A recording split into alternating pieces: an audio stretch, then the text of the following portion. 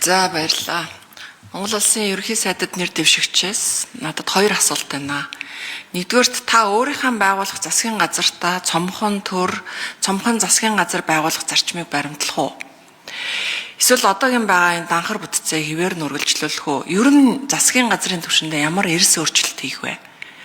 Хоёрдугаар асуулт нь эдийн засгийн өсөлт болон иргэдийн амжиргааны талаар. Монгол Улсын эдийн засаг ер нь өсөд байгаа юм л да. Дотоодын нийт бүтээгдэхүүн гэхээс сүүлийн 10 жил 5 дахин өсчихсөн байна. Гэтэ энэ өсөлт өрхийн орлого иргэдийн цалин болж очихгүй байна. Агаарын бохирдлыг бууруулж чадахгүй байна. Боловсрол эрүүл мэндийг сайжруулж чадахгүй байна. Тэгэхээр бусад улс орнууд бол well-being index буюу амьдралын чанар гэдэг ямиг дотоодын нийт бүтээгдэхүүнтэй хамт тооцдог юм байна.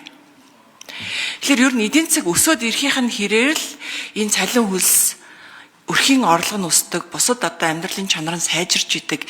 Энэ чанараа давхар тооцоод жил болгон хилцээд ингэж эдийн засаг авч явд юм байна. Хэрэв бид нар энэ систем рүү 10 жилийн өмнө шилжчихсэн байсан бол тухайн үед 10 жилийн өмнө 2 сая төгрөгийн цалинтай иргэн өнөөдөр 10 сая төгрөгийн цалинтай болох боломжтой байж. Тэгэхээр миний асуулт бол та өнөөдөр засгийн газрын ерөнхий сайд болох байгаа хүн ийм эрс өөрчлөлт хийж чадах уу? Дотоодын нийт бүтээгдэхүүн өсгийнх нь хэрээр тэр нь цалин хөлс өрхийн орлого олж очдог. Байгалийн агаарын чанар, боловсрол эрүүл мэндийн чанарт нөлөөлж чаддаг. Ийм эрс өөрчлөлтийг хийж чадах уу? Өнөөдөр монголчуудад тийм л ерөнхий сайд хэрэгтэй. Тэгэхээр энэ тал дээр хоёр асуултыг асууж байна. За баярлалаа. За очрол шүү. Хариулъя. Тэгээ 10 жилийн дотор нийт GDP нийт дотоодын нийт бүтээгдэхүүн 89.9 их 80 болтлоо өссөн. Тэгээ өрх рүү ороогүй. Бид нар хоримтол үүсгэсэн үедээ түүнийг зарцуулахдаа нэг олсныхоо ярээр үрсэн. Тэгээд ийм л нөхцөл байдалтай өнөөдрийг ухтаж байна. Олсныхоо ярээр үрсэн. Саяхан л бид нар 33.5 их 80-ийн орлоготой адилхан тэрнийхээ хэмжээр зарсан. Тэгээд нийт дотоодын бүтээгдэхүүнээ нэмээд олохгүй орлогыг төлөвлөөд зарлагдаад байхаар бид яг юм эдийн засаг хямраад ирэхэд бол тодорхой үйлдэл бол бас хийж чадахгүй байдалтай байна. Тийм учраас бол энэ ард түмний ахуй амьдралд бол энэ нөлөөлөхгүй байна. Инфляц бол хоёр оронтой донд хүрээгүй гэхэд байдаг хэдиж яг ард түмний амьдрал бол зөөхөн хэдэн бүтээгдэхүүн дээр өргөн хэрэглээний бараа бүтээгдэхүүн дээр явж байгаа учраас тэр нь илүү мэдрэгдээд байна. Тийм учраас би энэ 16 багц арга хэмжээг иргэдийн үнийн өсөлтийг хамгаалах арга хэмжээний тухай энэ тогтоолыг бол баталсан юм а. Тэгэхээр таны хэлж байгаа тэр well-being index дээр хэмжих тал руу бол энэ төсвийнхөө хүрээний мэдээллийг бол оруулж ирье гэж бодож байгаа.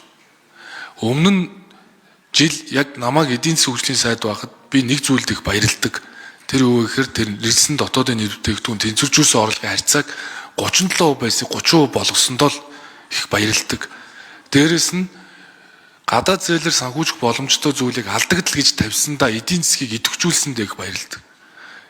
Энэ бол ерөөсөө улс төрчид попрол биш байхгүй. Алдагдalгүй төсөв байх ёстой гэдэг яг үүндээ тийм биш. Тодорхой алдагдал байж эдийн засгээ идэвхжүүлж л байдаг. Мөчлөг сүрсэн бодлого гэдэг бол үнрүүл чиглэдэг.